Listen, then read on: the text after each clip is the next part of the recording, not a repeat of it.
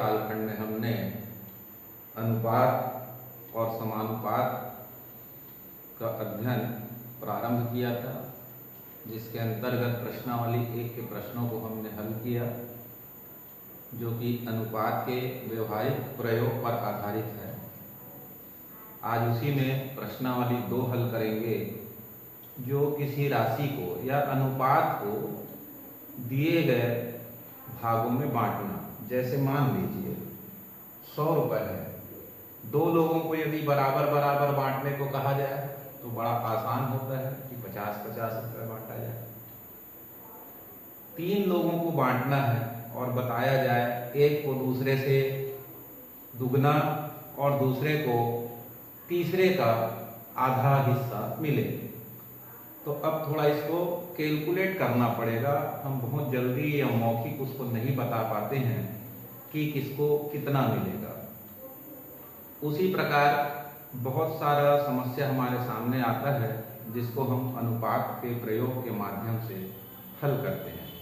ऐसे ही कुछ प्रश्नों को प्रश्नावली 2 से यहाँ हम लेते हैं, जिसमें पहला प्रश्न दिया गया है कि किसी क्रिकेट मैच में 3 खिलाड़ियों A, B, C के रनों का अनुपात A/B बराबर B/C बराबर 1/2 में है, यदि तीनों खिलाड़ियों के कुल रनों की संख्या 364 है।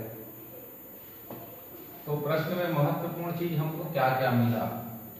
तो पहला तो ये पता चलता है कि तीनों खिलाड़ी मिलकर के कुल कितना रन बना रहे हैं, 364। और इनके बीच संबंध कैसा दिया गया है? तो A/B बराबर B/C बराबर 1/2। 1/2। तो हमको ये बताना है कि खिलाड़ी A के द्वारा कितना रन बनाया गया, B के द्वारा कितना रन बनाया गया और C के द्वारा कितना रन बनाया गया। तो ऐसे प्रश्नों को हल करने के लिए देखें, दिया है A/B यानी 1/A/B बराबर 1/2। B को 1 के स्थान पर और 1 को B के स्थान पर हम ला सकते हैं, तो A/1 बराबर B/2 हो जाएगा। साथ ही साथ दिया हुआ है B/C बराबर भी 1/2, तो B/C बराबर 1/2। तो इसको भी इसी प्रकार एकांतरानुपात लगा लेंगे, तो B/1 बराबर हो जाएगा C/2। अब दोनों को बराबर लेने के लिए क्या देखते हैं कि यहाँ A/1 बराबर B/2 के है, परंतु यहाँ B/1 C/2 के बराबर है।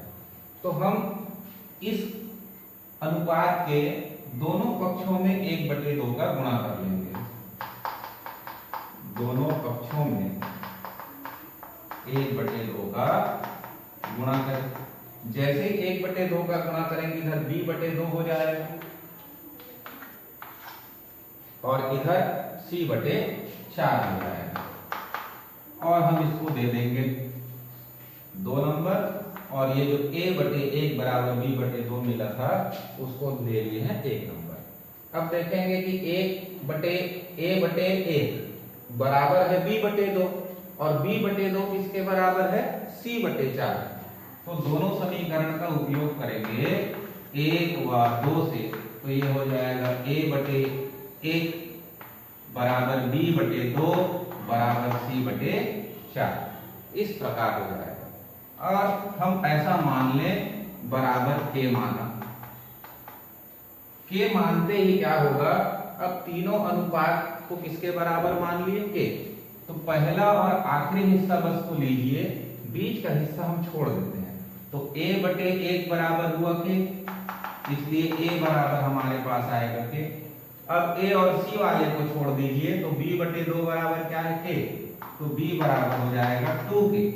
और इन दोनों को छोड़ें और तीसरा और अंतिम अनुपात को लेंगे, तो C/4 बराबर है के, तो C बराबर हो जाएगा 4 के। अब हम इतना बता सकते हैं कि इस 364 रन में A के द्वारा के हिस्सा बनाया गया बी के द्वारा 2 के हिस्सा बनाया गया और सी के द्वारा 4 के हिस्सा बनाया गया। अब आगे इस मान को निकालने के लिए क्या करना होगा, क्योंकि तीनों खिलाड़ियों के द्वारा मिलकर के 364 रन बनाया गया है, तो उसको लिखेंगे आगे, इसको नोट कर लेंगे।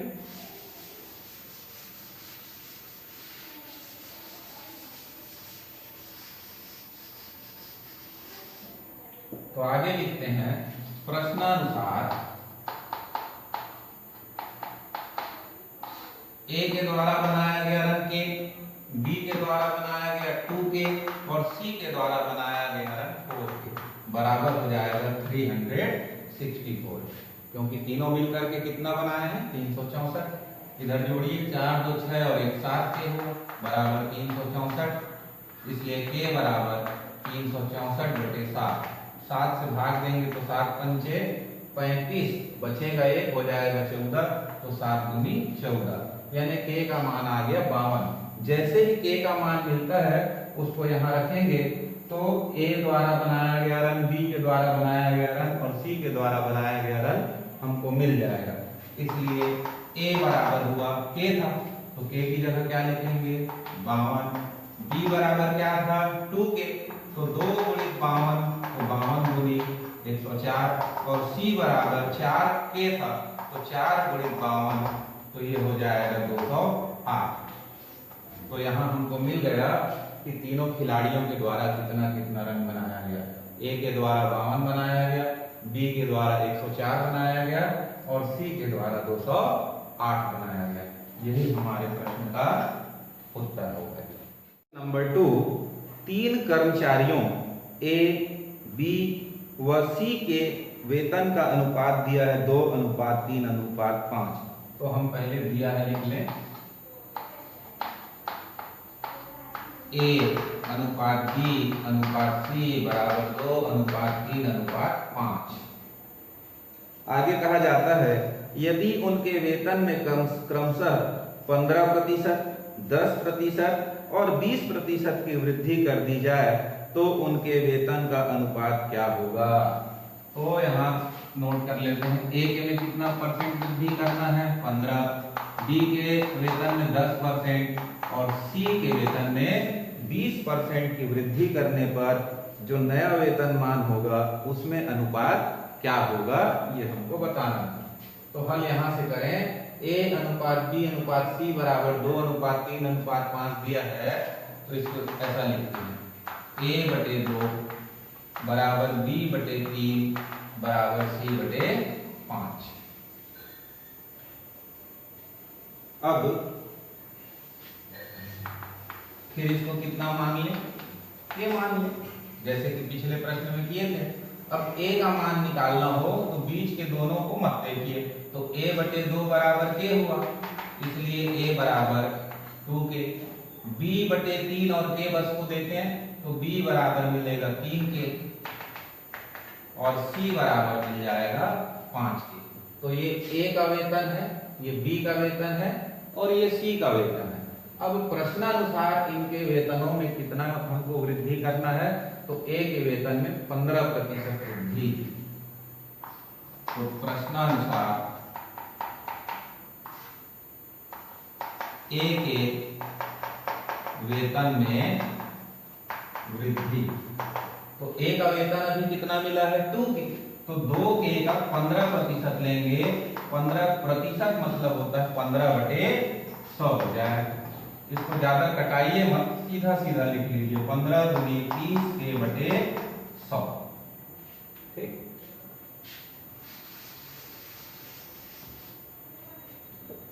अब देखेंगे बी के वेतन में कितना का वृद्धि है 10 का, तो बी के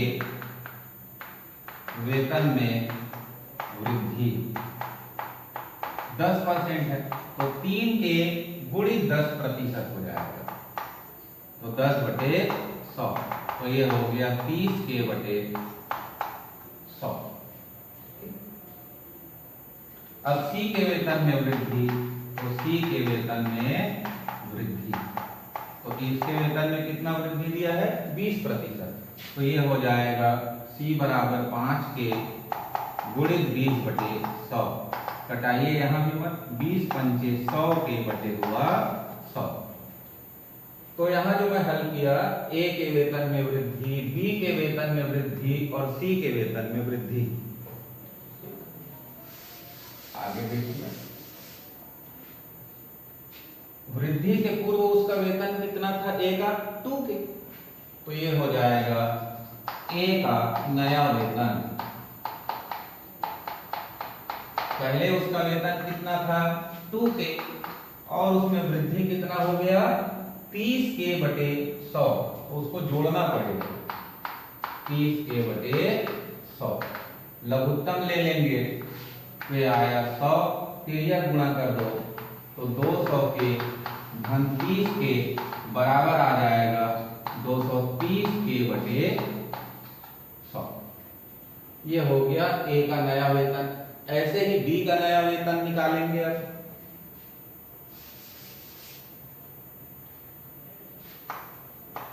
बी का नया वेतन बराबर हो जाएगा 3 के, बी का वेतन 3 के था यहाँ पर, और उसके वेतन में वृद्धि 10% लिया गया है, तो 10% वृद्धि से ये मिला था 30 के बटे 100, तो ये हो जाएगा 30 के बटे 100।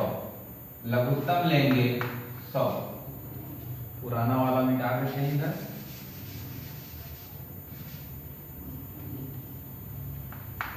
100, तो 100 दिया, 300 के घन 30 के, तो 300 और 30 को भी जोड़ देंगे तो 330 के बटे हो जाएगा 100।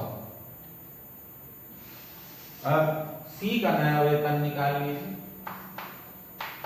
सी का नया वेतन, तो सी का पहले वेतन था 5 के और उसके में वृद्धि हुआ है 100 के बटे 100, तो उसको जोड़ दीजिए, 100 के बटे 100।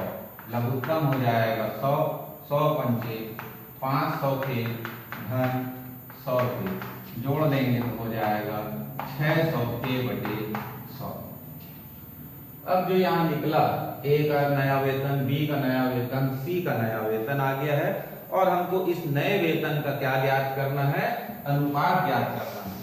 तो जैसा कि प्रश्न में शुरू में दिया था, ए बी सी के वेतन का अनुपात 2:3:5, तो ये हो जाएगा ए बटे 230 के बटे 100, बी बटे 330 के बटे 100 और सी बटे 600 के बटे 100।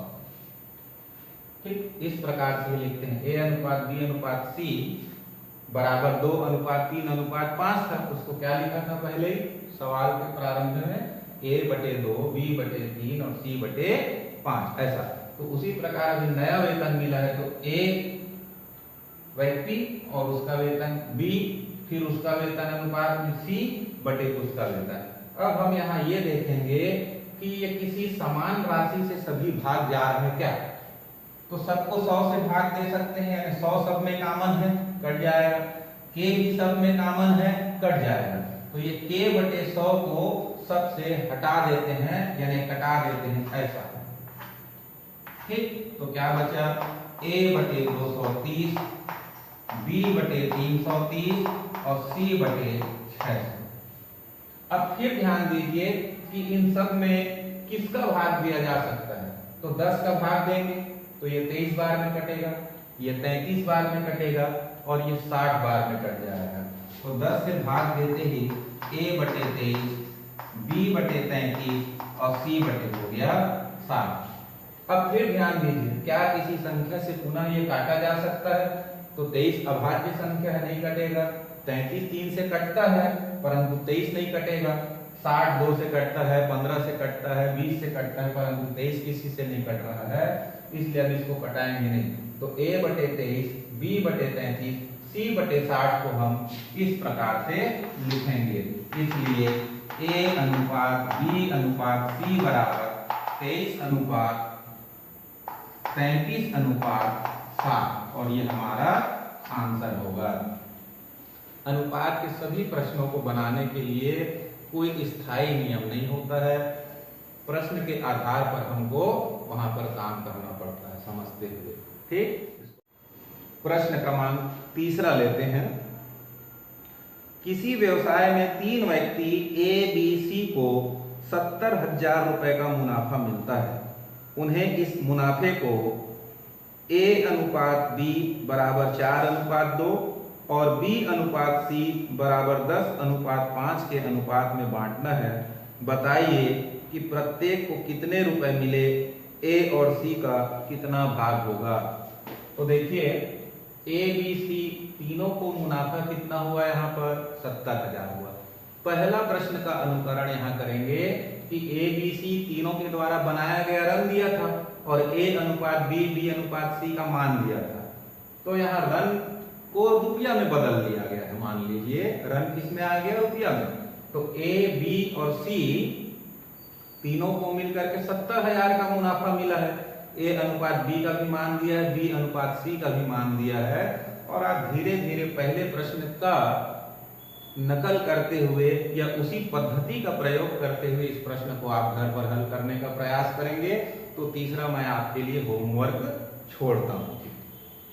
चौथा देखते हैं। एक थैले में 1 रुपये, 2 रुपये और 5 रुपये के सिक्के हैं। कुछ 1:2:5 के अनुपात में है। यदि थैले में 1590 रुपए है तो प्रत्येक प्रकार के सिक्कों की संख्या बताइए। ठीक, 1 रुपया वाला सिक्का, फिर 2 रुपया वाला सिक्का और फिर 5 रुपए वाला सिक्का। ठीक,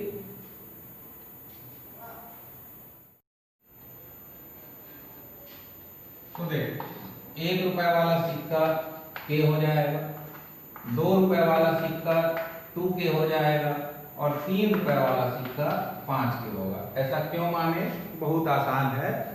हम छोटी कक्षाओं में ऐसा प्रश्न हल किए होंगे कि किसी त्रिभुज के 3 कोण 2:3:4 में हो तो कोणों को ज्ञात कीजिए। तो आपको याद होगा तब हम कैसा मानते थे कोणों को, 2x, 3x, 4x ऐसा मान लेते थे। ठीक उसी प्रकार यहाँ 1 रुपए, 2 रुपए और 5 रुपए वाले जो सिक्कों का अनुपात दिया है 1:2:5 दिया है। तो हम मान लेंगे कि 1 रुपए वाला सिक्का K है, 2 रुपए वाला सिक्का 2K है और 5 रुपए वाला सिक्का 5K है। अब प्रश्नानुसार 1 रुपए वाला सिक्का K है तो कुल कितना रुपए होगा, तो उसमें 1 का गुणा करेंगे। 2 रुपए वाला सिक्का 2K है तो उसमें 2 का गुणा करने से कुल रुपया निकलेगा। और 5 रुपए वाला सिक्का है तो उसमें 5 का गुणा करेंगे तो कुल रुपया मिलेगा। तो सभी प्रकार के सिक्कों से बना रुपया कुल कितने के बराबर है, तो 1590 रुपए के बराबर है। अब ये हुआ के एकम के, 2 दूनी 4 के, 5 पंचे 25 के बराबर 1590। 25 4 29 और 30 के बराबर हुआ 1590।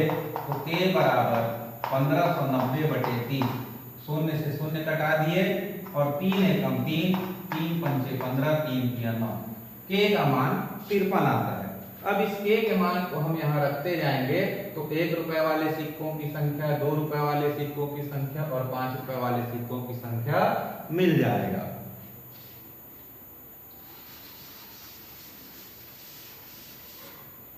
इतना लिखने के बाद फिर से यहाँ से लिखते हैं। इसलिए 1 रुपए वाला सिक्का तो के का मान 53, फिर 2 रुपए वाले सिक्का तो ये हो जाएगा 2 × 53 तो 106। फिर 5 रुपए वाले सिक्कों की संख्या तो 5 × के है तो 5 × 53 लेंगे तो 5 दिया 15, 5 पंचे 25, 126। तो ये 1 रुपए वाला 53 सिक्का, 2 रुपए वाला 106 सिक्का और 5 रुपए वाला 265 सिक्का हमारे पास होगा। फिर इस प्रश्नावली में एक अंतिम प्रश्न है 5वां, दूध और पानी के मिश्रण पर आधारित है।